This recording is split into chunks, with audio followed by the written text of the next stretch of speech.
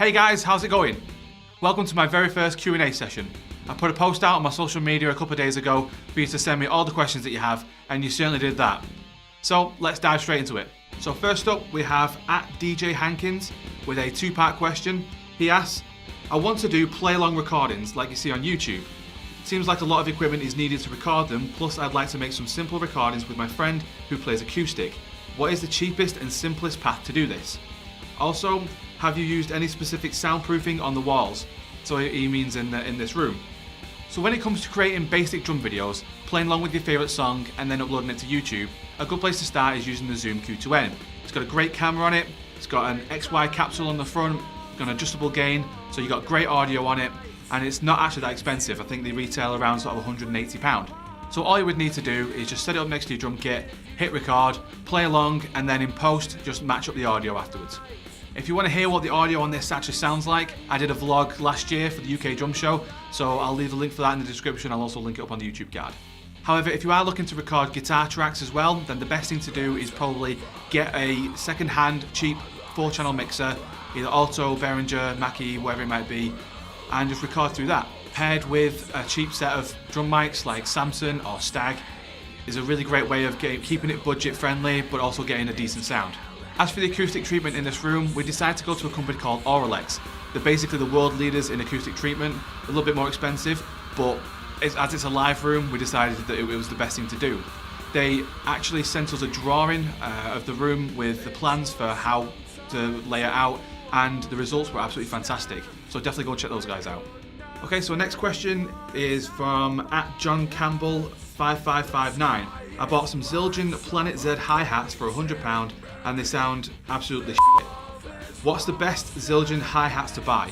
Okay, so when it comes to cymbal companies, about 90% of them have a budget range, and budget ranges do tend to mean that it's a terrible sound. They're just cheap and cheerful, just to kind of get you going. But when it comes to Zildjian, I think the better ranges like the A Customs or the K Customs are the way to go. They are a lot more expensive, but they do give an incredible sound. And there's a lot of session musicians out there that use them all over the world. However, I'm going to be a little bit biased and say that you should definitely check out Amedia cymbals. I've been using them for about 3.5 years and they're the best cymbals that I've ever used. They're great quality, not that expensive, so definitely go and check them out. Next question is from @Jamesy the Smurf. Is 20 quid 20 quid?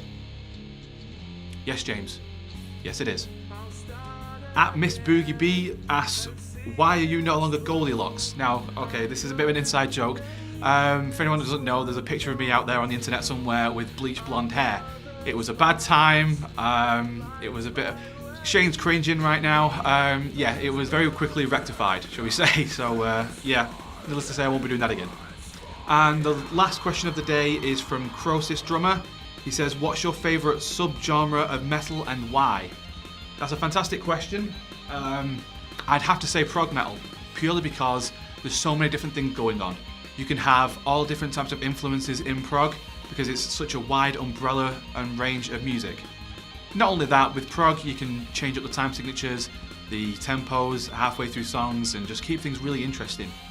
A lot of the time, in my younger days, I was listening to a lot of 4/4 stuff, you know, Green Day and things like that, and it was kind of getting a little bit monotonous. So when I discovered Dream Theater and Haken, a bunch of other different prog bands, it was a breath of fresh air. It was just like, holy shit, what am I listening to here?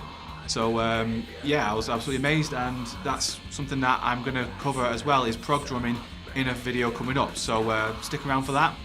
And thank you very much for your questions. I really appreciate all the support. It's been a very unique video for me to do. I'm really happy with it, and thank you very much. I'll see you in the next video, guys.